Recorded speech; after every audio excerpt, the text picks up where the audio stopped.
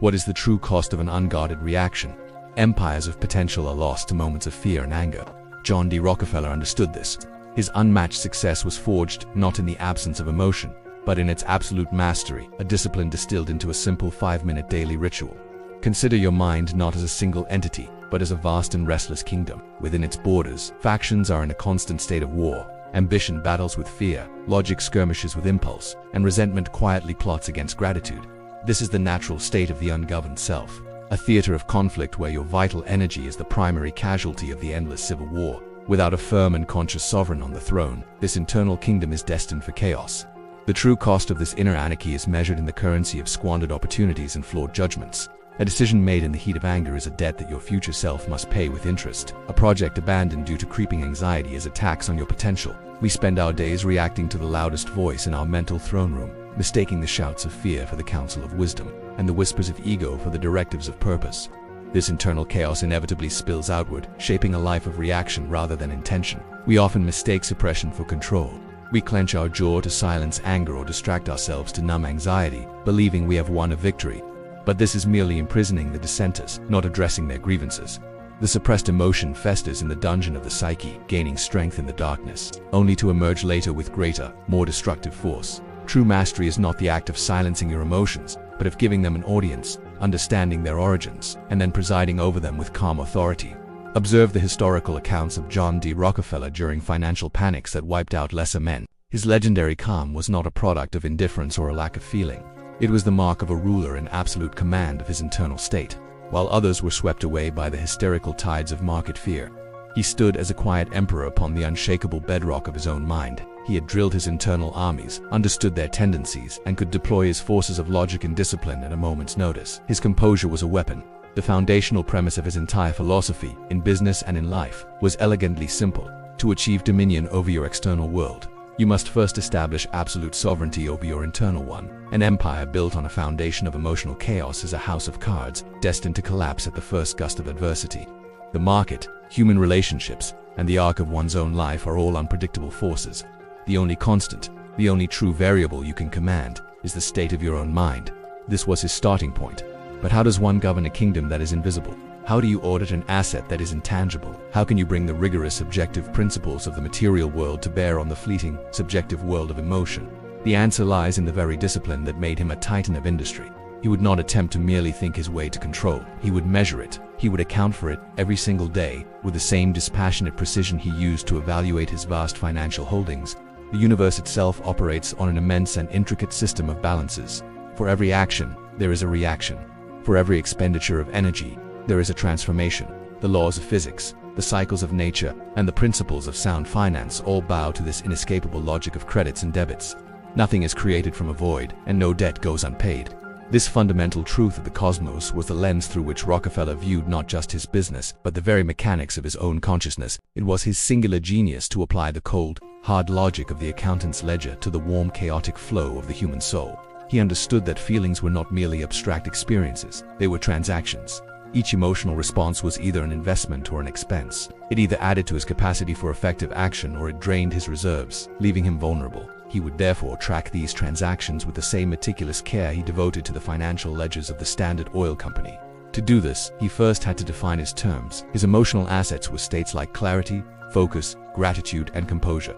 These were the currencies that purchased sound decisions and fueled sustained effort. His emotional liabilities were the familiar thieves of human potential: fear, resentment, envy, anger, and anxiety. Each of these was a leak in the vessel of his energy, a drain on the capital of his mind that, left unchecked, could lead to a state of internal bankruptcy. The objective of this daily accounting was not to maximize profit in the form of constant, unending happiness. That is a fool's errand, a goal that is both unrealistic and undesirable. The true aim was to maintain a state of emotional solvency. To be solvent means to possess the resources to meet your obligations. An emotionally solvent individual can withstand the inevitable shocks of life, the betrayals, the failures, the unforeseen crises, without collapsing into psychological ruin. There is a brutal, clarifying honesty to the written word. A thought, when allowed to roam free in the mind, can morph and deceive, justifying its own existence. But when you force it onto the stark white of a page, it is stripped of its power. It becomes an object, separate from you, available for dispassionate inspection. The numbers on a balance sheet do not lie about the health of a company. and the words on the page would not lie to Rockefeller about the health of his soul. This philosophy demanded a tool, a simple, repeatable practice to transform the abstract principle of emotional accounting into a concrete, daily ritual.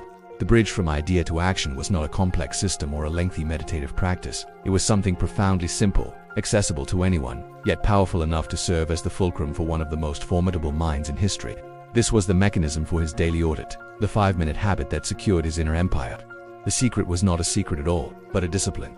The tool was a small, unassuming notebook, a personal ledger. Every evening, before sleep, he would spend a few minutes with this book. This was not a diary for recording the day's events in a narrative fashion. It was not a place to write about what he did, where he went, or whom he saw. Its purpose was far more specific, far more analytical. It was a logbook for the transactions of his inner world. The crucial distinction, the one that holds the entire key to this practice, is the shift from cataloging events to auditing their impact. A lesser mind might write, "I had a contentious meeting with a business rival." Rockefeller's approach was to document the internal result. Felt a surge of anger and ego during the negotiation, which momentarily clouded my judgment. He was not the biographer of his day. He was the auditor of his reactions. The power of this method is rooted in its profound simplicity. There were no complex rules, no elaborate prompts, just a pen, a piece of paper, and an unwavering commitment to self-honesty. In our modern age, we seek complex digital solutions for every problem. But this analog practice forces a different kind of engagement. The physical act of writing slows the mind, compelling a more deliberate and considered form of introspection than the fleeting thoughts that populate our consciousness. This ritual was always performed at the end of the day. Just as a diligent shopkeeper closes his books to tally the day's profits and losses, Rockefeller closed the ledger of his mind. This timing was critical. It ensured that the emotional debts of one day were not carried forward unexamined to accrue interest and poison the next. It was an act of mental hygiene, a clearing of the slate that allowed each new day to begin with a state of balanced and conscious awareness. The psychological power of externalization cannot be overstated. An emotion that lives only inside your head is a tyrant. It has an invisible, almost magical power over you, but the moment you write it down, you change the dynamic. You drag the tyrant out of the shadows and into the light. It ceases to be an inseparable part of you and becomes an object of study. You can look at it, analyze it, question its validity, and ultimately, decide its fate. The structure of his ledger was designed for ruthless efficiency and clarity, a masterclass in mental organization. It was a simple table, a balance sheet with two primary sections. On one side, he would account for his emotional debts and their origins. On the other, he would record his emotional assets and the sources from which they sprang. This dual-entry system ensured a balanced perspective, preventing the exercise from devolving into mere self-criticism or baseless self-congratulation. The first 2 minutes were dedicated to the debit column. This was the unflinching inventory of his emotional liabilities for the day. He would begin with the first column, the liability. Here, he would name the specific negative emotion he experienced. He would not settle for vague terms like stress. He would force himself to be precise. Was it the fear of failure, the sting of envy, the corrosive burn of resentment? Naming the demon is the first step to exercising it. With the liability clearly identified, he would move to the second column, the root cause. This required a deeper level of introspection, a surgical inquiry into the origin of the feeling. Why did I feel that flash of anger? Was it because my ego was challenged? Was it a response to a perceived injustice, or a sign of my own lack of preparation? This step is not about blame, but about diagnosis. It is the search for the source of the leak, not just the mopping of the floor. This disciplined process of analysis cultivates a profound and powerful skill, the ability to decouple an external event from your internal response. You begin to see the space that exists between stimulus and reaction. The event, a critical comment, a market downturn, a personal slight, is merely a trigger. The emotional turmoil is a product of your own internal machinery. By examining that machinery daily, you learn how to adjust it, to fine-tune it, to become its master rather than its servant. The entire purpose of this debit analysis is to transform from a victim of your feelings into a student of them. A physician does not judge a patient for contracting an illness. He studies the symptoms to understand the disease and prescribe a cure. In the same way, Rockefeller did not judge himself for feeling fear or anger. He treated these feelings as data points, valuable information that revealed the weaknesses in his own operating system. Weaknesses that he could then systematically address and fortify. The next 2 minutes of the ritual were dedicated to the opposite side of the ledger, the credits. After facing the day's deficits, he would deliberately turn his attention to his emotional assets. In the third column, the asset, he would document the moments or periods where he experienced positive, empowering states. Where did I feel a sense of profound focus? What action sparked a feeling of genuine gratitude? What small victory, however minor, brought a sense of quiet satisfaction or forward momentum? This act of consciously seeking and recording the positive is not an exercise in empty optimism. It is a strategic training of the mind. The human brain is naturally wired with a negativity bias. We are designed to notice threats and problems more readily than we notice blessings and successes. This practice acts as a powerful counterbalance, rewiring the brain to actively scan for and acknowledge sources of strength, resilience, and purpose. It is a deliberate cultivation of an empowering perspective. Adjacent to each documented asset, in the fourth column, he would analyze the source of power. Just as he sought the root cause of his liabilities, he sought the wellspring of his assets. Did that feeling of focus come from adequate preparation? Did that sense of accomplishment arise from an act of discipline, from doing the hard thing he had been avoiding? Was that moment of calm a result of consciously choosing a wider, more patient perspective? By consistently identifying the actions, mindsets, and conditions that produced his most effective emotional states, he created a personal blueprint for high performance. He was not just hoping to feel focused or resilient, he was reverse engineering the process. This analysis allowed him to understand which behaviors to amplify and which environments to cultivate. He was actively learning how to replicate the circumstances that made him stronger, smarter, and more effective. This dual-entry approach is the very heart of the method's brilliance. By examining both the debits and the credits, he ensured a holistic and balanced self-assessment. A review focused only on failures leads to despair. A review focused only on successes leads to arrogance. But a balanced sheet, which acknowledges both the losses and the gains, the weaknesses and the strengths, produces the one thing essential for all growth: an accurate and objective picture of reality. The fifth and final minute was the most critical. It was the moment of synthesis, where analysis was transformed into action. Having reviewed both sides of the ledger, the debits and the credits, the causes and the sources, he would ask himself one simple, powerful question. Based on this balance sheet, what is the single most important adjustment I can make tomorrow to strengthen my emotional solvency? This was not about creating a long list of resolutions. It was about identifying the one key leverage point. This final step is what prevents the exercise from becoming a passive, academic affair. It bridges the gap between diagnosis and prescription. It is the moment a general reviews the battlefield reports and formulates the next day's strategy. The insight gained from the first 4 minutes is focused into a single, concrete, and actionable directive. This ensures that each day's reflection directly informs the next day's behavior, creating a powerful loop of continuous improvement. For instance, the ledger might read: liability, impatience with a slow subordinate.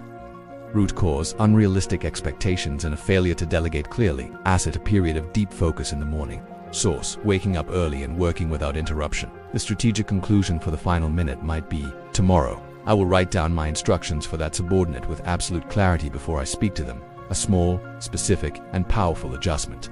This is the very definition of incremental improvement. Great empires are not built in a day, and neither is a fortress of character. Victory is not the result of a single heroic transformation, but the cumulative effect of 1,000 small, daily adjustments. This 5-minute habit is the mechanism for making those adjustments consciously and intelligently, ensuring that your trajectory, however gradual, is always moving toward greater strength and self. Closing the ledger at the end of this 5-minute ritual was a symbolic act. It represented the closing of the books on that day. The mistakes had been analyzed, the lessons had been extracted, and a strategy for the next day had been formed. There was no longer any need to ruminate on the past. He could release it, knowing he had wrung every drop of wisdom from it, and enter into his rest with a clear conscience and a clear plan, ready to meet the dawn. The power of this habit, like the power of compound interest, is not fully apparent in the short term. It is a quiet, gradual force that accrues immense power over time. After the first week of this practice, the primary result is not control, but a rather shocking sense of self. You become acutely, and perhaps uncomfortably, conscious of your own emotional patterns, your default reactions, and the recurring internal narratives that govern your life without your consent. After the first month, those initial observations begin to coalesce into recognizable patterns. You start to see the specific triggers that consistently provoke your anger or anxiety. You notice the clear correlation between certain behaviors, like a lack of sleep or poor preparation, and your emotional vulnerability. The invisible forces that have been steering your life begin to become visible, and once you can see them, you can begin to influence them. After a year of consistent practice, the transformation is profound. The daily act of observation and adjustment begins to rewrite your fundamental programming. The space between stimulus and response, once instantaneous, becomes a vast and open field where conscious choice can operate. You no longer simply react, observe the initial impulse, consult your inner ledger, and choose a response that aligns with your long-term goals rather than your short-term feelings. This is not a matter of mere philosophy, it is a matter of practical neurology. This habit is a form of mental weight training.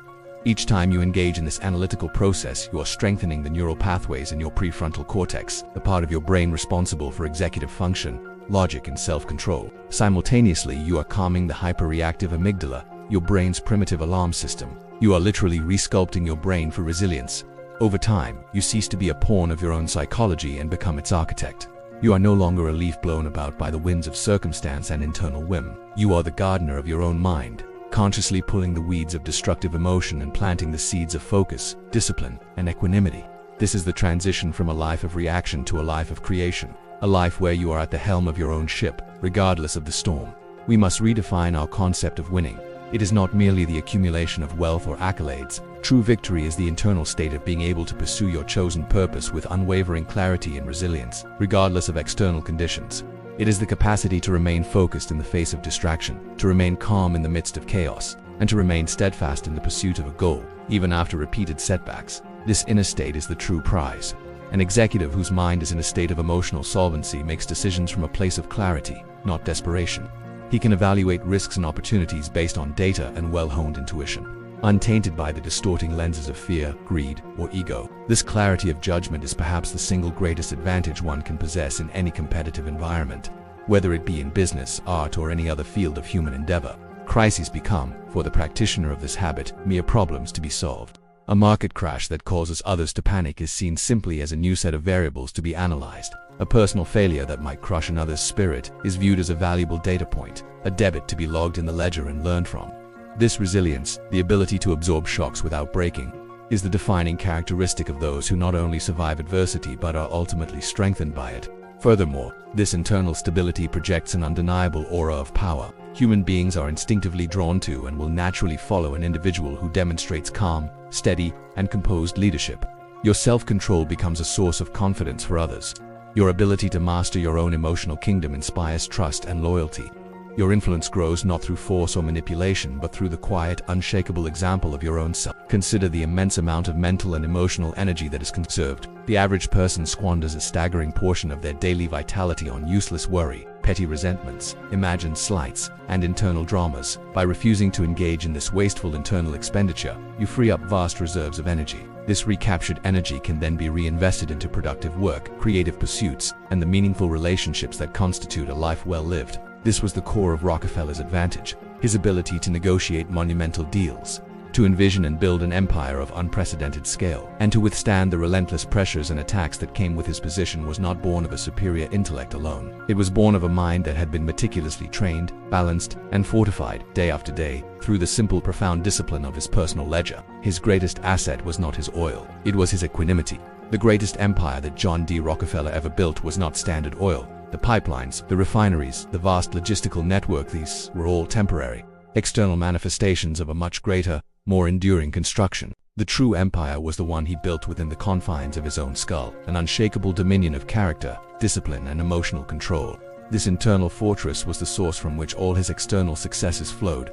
This tool, this practice of emotional accounting, is not the exclusive property of industrial titans. It is a universal principle. It is for the artist struggling with self-doubt, the parent navigating the challenges of raising a family, the student facing the pressures of academic life, the athlete striving for peak performance.